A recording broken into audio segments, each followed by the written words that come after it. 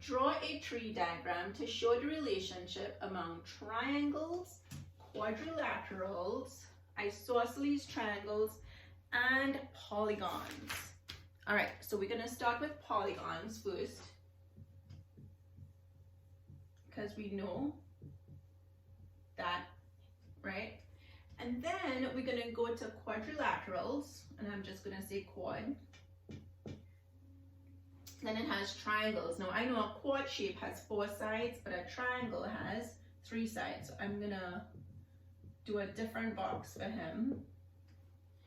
Isosceles triangles. So under triangles, then I'll have isosceles.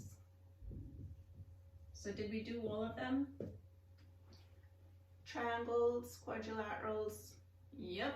Okay, so that's that one. Number 5. Use the diagram in problem 4, which I already have here, and write 2 different statements that describe the relationships among the shapes. So this is one of the statements. Isosceles triangle is a subcategory of triangles because it has 3 sides. Another statement is that quadrilateral has 4 sides and it's a subcategory of polygons. See? Or you can say quadrilaterals and triangles are 2 separate subcategories of polygons, because polygons is any shape with any number of sides. Okay. Which could you add the 2 shapes below, which, right, is a pentagon and a circle, and I drew on top of it, below to your diagram in problem 4? If so, where would you put them? And name each shape as you explain your thinking. So where would we put them? Where would we put a pentagon? So a pentagon has 5 sides. I would probably put him here. Pentagon. Why? He has 5 sides. 4 sides, 3 sides. Circle. Would a circle fit anywhere in our tree diagram? It wouldn't, because a circle has no sides. And a polygon is a shape with sides. So that's not gonna work. Number 7. Okay, let's look at this one. Saul drew a Venn diagram to show how rhombuses and squares are related. He used arrows to label each region with properties of shapes inside that region. So we're gonna see if his Venn diagram is correct. If not, what mistake did he make? So rhombuses, 2 pairs of parallel sides. We know it has 2 pairs of parallel sides. We know that squares have perpendicular sides. We know that squares have 4 right angles. And you guys know what perpendicular sides are, right? It just means it looks like that. Or like this, okay, perpendicular. And in the middle, he has 4 sides of equal length. So here's the problem. In this middle, like, what attributes do rhombuses and squares share? Yep, they both have 4 sides of equal length, but they also have 2 pairs of parallel sides. So in here should have this, right? 2 pairs of parallel sides. So that, I don't think his diagram is correct.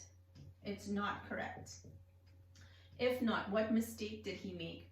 So he placed 2 pairs of parallel sides only on the side with rhombuses, assuming that squares do not satisfy this attribute, but they do, so that was a mistake, right?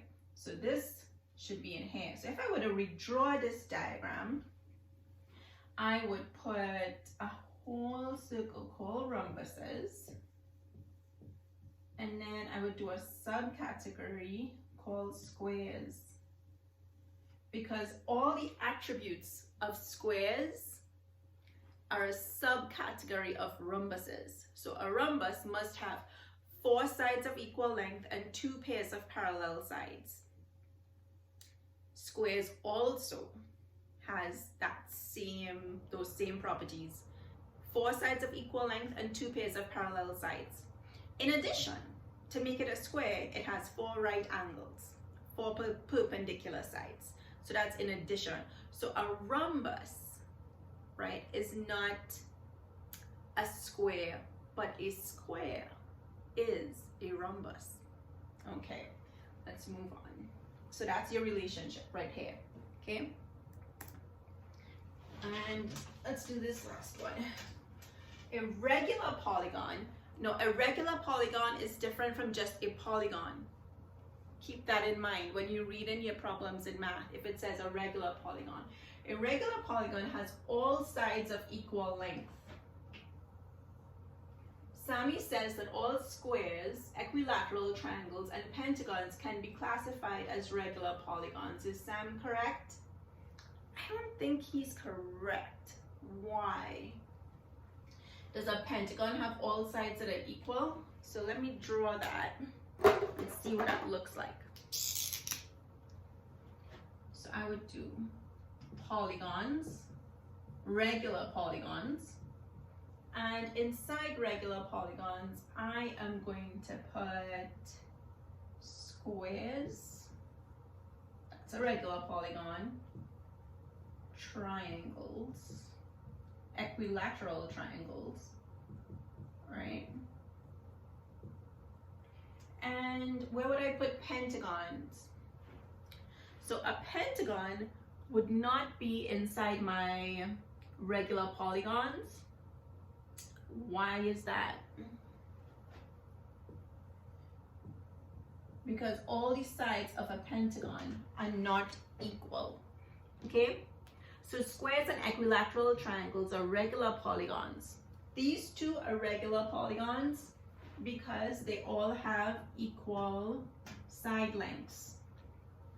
A pentagon, on the other hand, right, is any five-sided polygon. So if it was just a polygon, then he could get in there, but he can't because he has five unequal sides. They're not all the same. So only some pentagons, and that's why I'm going to kind of like do that, because only some pentagons could be a regular polygon if you have a shape that has five equal sides. All right, so we're going back to I can classify two-dimensional shapes. I think this is our last section of this lesson. So remember, let me know if you have any questions, if I kind of went too fast, slow it down, right? And just go back and listen to it again. Math sessions, 10 a.m. Just let me know if you need help. Bye guys, see ya.